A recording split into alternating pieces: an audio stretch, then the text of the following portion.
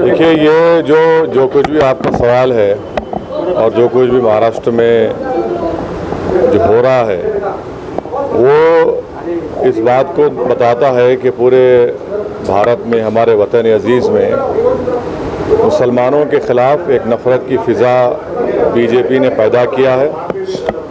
और दूसरा ये है कि जितने अपने आप को जो सेकुलर पार्टियां कहती हैं उनमें और बीजेपी में एक कंपटीशन हो रहा है कि सबसे ज़्यादा हिंदुत्व की आइडियोलॉजी पर कौन चलने वाला है। तो इसीलिए हम ये देख रहे हैं कि आए दिन जो इस तरह के अनाप शनाप और संविधान के ख़िलाफ़ जो बातें की जा रही हैं, ये उसी का नतीजा है कि एक मुकाबला हो रहा है और उसका खमियाजा जो है भारत के मुसलमानों को भुगतना पड़ रहा है। दिल्ली में खास तौर पे इतनी खुलेआम बातें कर रहे हैं कि हनुमान चालीसा पढ़ेंगे, भूजे उतारेंगे, उसके बाद भी उनको महाराष्ट्र की सरकार कुछ कार्रवाई नहीं करेगी। ये तो उनके भाई से पूछना, दोनों भाइयों का झगड़ा है ना। जहांगीरपुरा में बुलडोजर चलवाया गया, जिस तरीके से वहाँ पे हालात है, उस बारे में क्या कहना चाहिए? नहीं, सिर्फ जहांगीरपुरा में नहीं चला गया ना, सेंधवा में 13 मुसलमानों घरों को तोड़ दिया गया, खरगोन में 22 घर और छोटे छोटे झोपड़ियों को तोड़ दिया गया। तो ये बीजेपी की तरफ से मुसलमानों को कलेक्टिव पनिशमेंट दिया जा रहा है, इज्तिमाई सज़ा दी जा रही है। और बीजेपी खुद ये तय कर रही है कि वो खुद जज बन चुकी है और जूरी बन चुकी है, तो अब हमारे को देश में अदालत की ज़रूरत ही नहीं पड़ेगी। अगर मध्य प्रदेश का मुख्यमंत्री और आपके दिल्ली में अमित शाह साहब जो हमारे देश के होम मंत्री हैं, होम मिनिस्टर हैं, वज़ीर दाखिला हैं, अगर वो खुद ये तय करें कि इसका घर तोड़ना है, तो फिर ना हमको जजेस की ज़रूरत है, ना कोर्ट की ज़रूरत है, ना पुलिस की ज़रूरत है। मगर ये एक कलेक्टिव पनिशमेंट भारत के मुसलमानों को बीजेपी दे रही है और एक अदालत से इंसाफ नहीं करा सकती, बल्कि बुलडोज़र से वो अदालत को, कानून को तोड़ना चाह रहे हैं। सब नांदेड़ के अंदर पहले 11 सीट आई हुई है,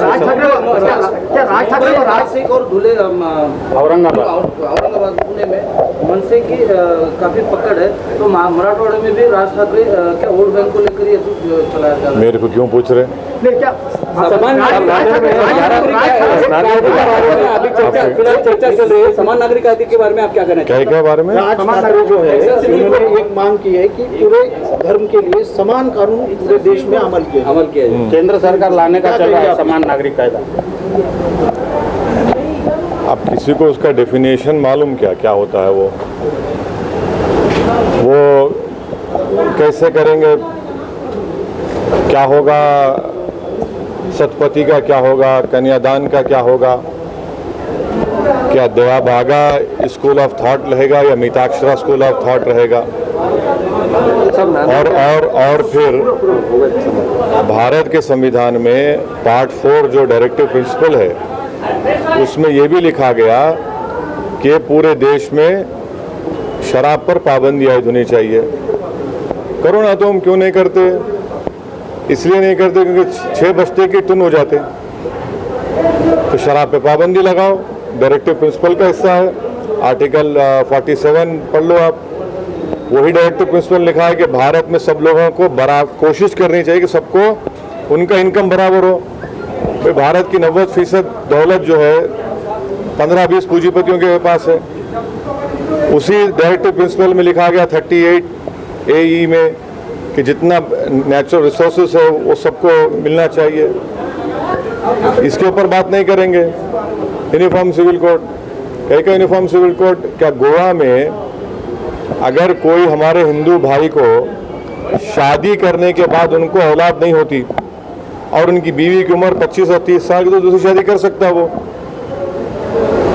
हमारे नॉर्थ ईस्ट में मेघालय, मिजोरम, नागालैंड, आसाम में भारत के संविधान में हम लोग नॉर्थ ईस्ट के लोगों को उनका कल्चर का प्रोटेक्शन दिए। अब वो ख़त्म कर देंगे क्या?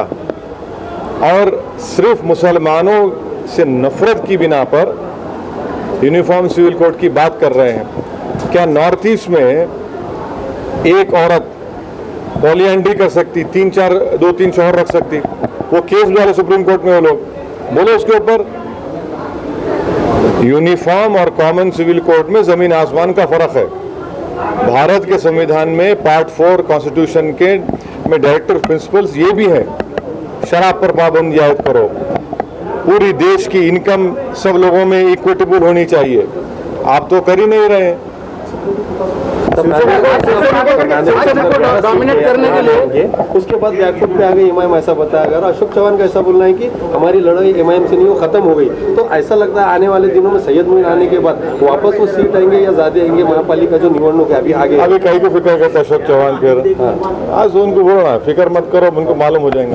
शिवसेना को डोमिनेट करने के लिए राज ठाकरे को बीजेपी सपोर्ट कर रही है। अभी चुनाव में राज ठाकरे के साथ युति का बीजेपी का चल रहा है, क्या शिवसेना को इसका फायदा होगा या राज ठाकरे को आगे करके बीजेपी राज ठाकरे को आगे करके बीजेपी अपना एजेंडा देश भर में चला रही है, ऐसा आपको लगता है? नहीं, मैं तो ये कह रहा हूँ ना कि जितने पॉलिटिकल पार्टीज है वो सब बीजेपी से कंपटीशन कर रहे हैं, सिवाय हमारे तेलंगाना के टीआरएस को छोड़ के, कि सबसे बड़ा हिंदुत्व की आइडियोलॉजी पर कौन चल रहा है। इसीलिए उसमें कांग्रेस भी है। क्या कांग्रेस का दूध की धुली हुई है? क्या दिल्ली का मुख्यमंत्री वो दूध को धुला रहा है?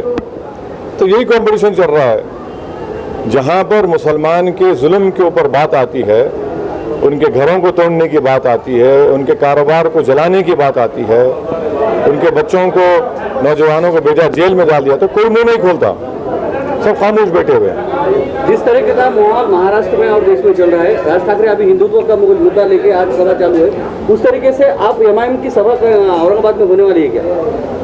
सबसे पहली बात तो ये है कि मैं नफरत की राजनीति नहीं करता हूँ। और जब कभी हम लोग डिसाइड करेंगे, हम लोग यकीनन सभा करेंगे, ना सिर्फ औरंगाबाद बल्कि नांदेड़ में करेंगे, परली में करेंगे, लातूर में करेंगे, मालेगांव में करेंगे, धुलिया में करेंगे, मुख्तलिफ मुकामात पे करेंगे। क्या आप उसमें क्यों करने? महापालिका के चुनाव है बम्बई से, हाँ करें, चलिए।